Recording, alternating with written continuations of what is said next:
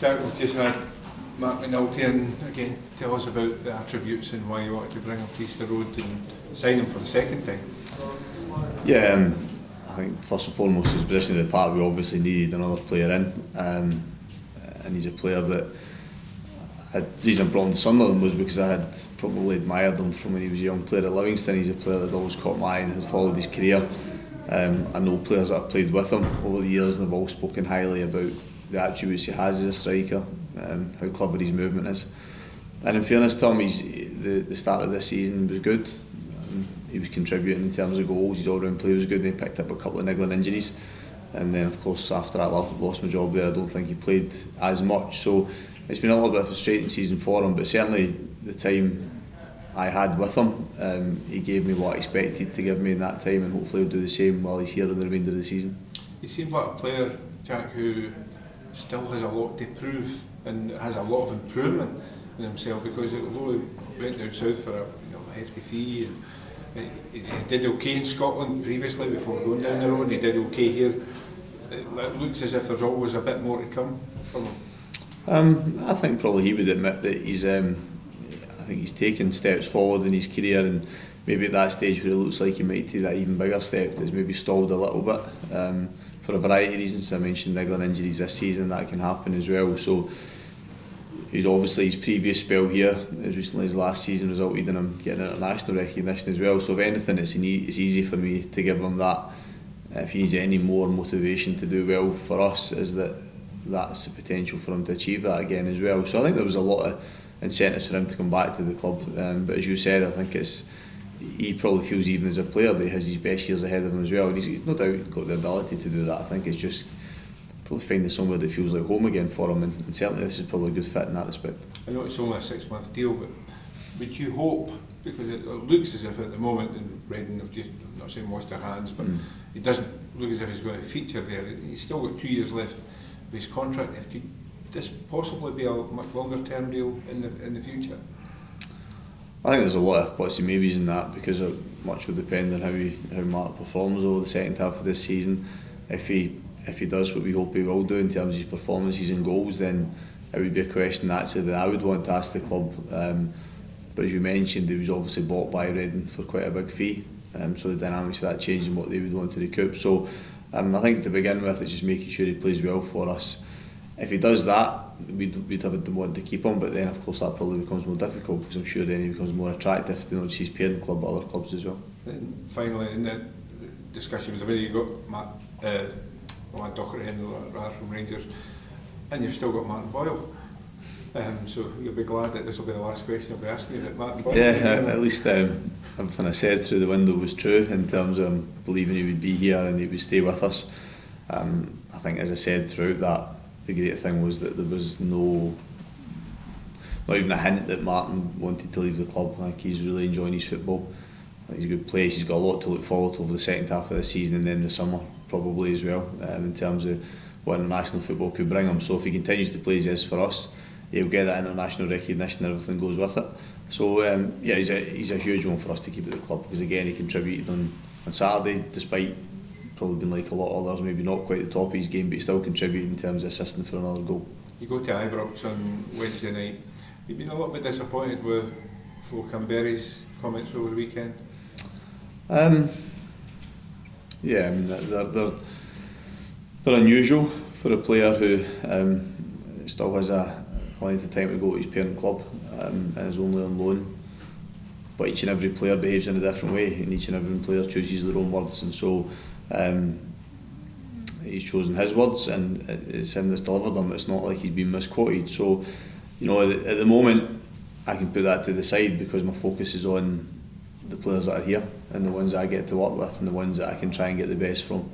Well, it'll be difficult though for him to come back, because certainly the fans appear to have made their views pretty well known that he's not welcome back. I think it made it much more challenging. I think he said that himself. I read other quotes attributed to him that he's acknowledged that. I think that's fairly obvious, because I think, as I said, I think he maybe could have chosen his words more carefully in the first instance, and then he wouldn't have put himself in a more difficult position potentially. So he won't play Wednesday, but the likelihood is that Alfredo Morelos will, who's a talented striker, very high quality. How do you cope with a striker like that? It was my first chance to see him first hand because he missed the game at Easter Road through suspension. But everything I've seen of him, I think every plaudit that he gets for what he does on performance-wise is well deserved. And speaking to players that come up against him, I was going to say glowingly, but a lot of them are defenders, so they speak probably, how hard he is to play against. And I think he occupies. I think he's capable. The type of players capable of occupying a back four, which allows then other players to play as well. So, we come up against. I think I got asked this before we played Dundee United in the Cup about individual strikers, and you go and play against Celtic and they've Watson Edward, and you play against Aberdeen of Sam Cosgrove. They have a focal point of their team that is a big player for them, but for us it's about our preparation as dealing with Rangers as a side rather than just one individual. It was quite a fiery game last time at Easter Road. Are you expecting similar this week? No, not in terms of I think some of the other stuff went on with it. I think for us we would like to make it more competitive in terms of how close we were to Rangers that day. So that evening, and that was probably our most disappointing performance since I came into the job, and we were a long way short. So tomorrow night for us is about the one wee thing we can control is our own performance, and that being better. That night Rangers were very good as well, so we want to be very good. That's the thing we can control. We can't affect their performance, but yeah, I would look the game. I think Mark was touching that individual instances. The game they're quickly forgotten about, and today's a game in isolation. Wednesday is a game in isolation in itself. And there was a tough one for the guys before you came at Ibrox earlier in the season. Is that something that can fire them up a bit more? Well, I think as I mentioned there about a disappointing performance at Easter Road, and naturally the scoreline then in the game in the early season at Ibrox was disappointing as well. So we feel as if we need to put that right in terms of performance. Then we give ourselves a much better chance of putting it right in terms of result, because we've been disappointing in both games and in both senses of it. So the performance is the thing we've got to be right. We must be much closer to them than we have been in the two games so far. In terms of all your work that you've done now in this transfer window, do you feel you've now got the right balance for the squad and you want to the second half of the season? I think we've done okay out of it. I think there are still areas that we would like to have better balance in and more options, but mid-season it's hard to do that. We've had injuries as well that have forced our hand with other choices we've made, but I do feel as if the players we've brought in have already shown that there'll be assets to us over the remainder of the season. I think that's all we can ask for. I don't think any of them we've brought in as well are squad fillers. I think they're all here to play regularly, and that suggests that there is good quality, and it's up to them to try and prove that they strengthen us. It's good to get them involved as well at the weekend to give them a taste of it as well, and you feel that could help them hit their ground running. Yeah, again, I think I spoke last week about the fact that we've been the Friday, the last day of the window, and it being the day before a game was a bit unusual. So Paul, we were fortunate we got in the day before, but only trained the players Friday, and then Greg and Mark only signed late on Friday evening, so they hadn't met teammates until they came to the game on Saturday.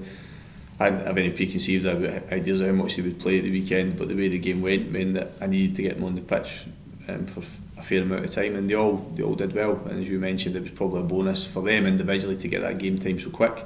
It's unfortunate for Greg that he's unavailable on Wednesday, but the fact we have so many games coming up in such a short period of time means that they'll all be needed. Going to Ibrox, what have you made of Rangers in recent weeks? Because it looks like they haven't quite hit the heights that they had done prior to the new year.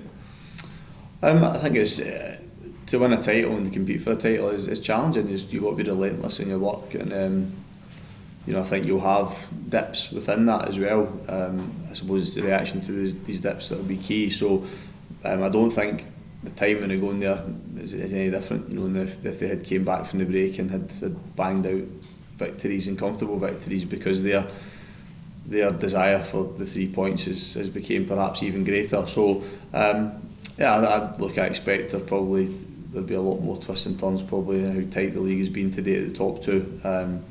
But for us, if we can impact that tomorrow evening and Wednesday evening, then great. Team news wise, is Adam Jackson is he? He's back from illness, so he missed obviously the weekend through illness, so he trained today, and we've no fresh concerns from the weekend as well. David Gray okay? I know he came off at the weekend. Yeah, just purely tactical, and obviously the difficult first half, and with Paul there, so yeah, he's trained today as well, so available for Wednesday evening.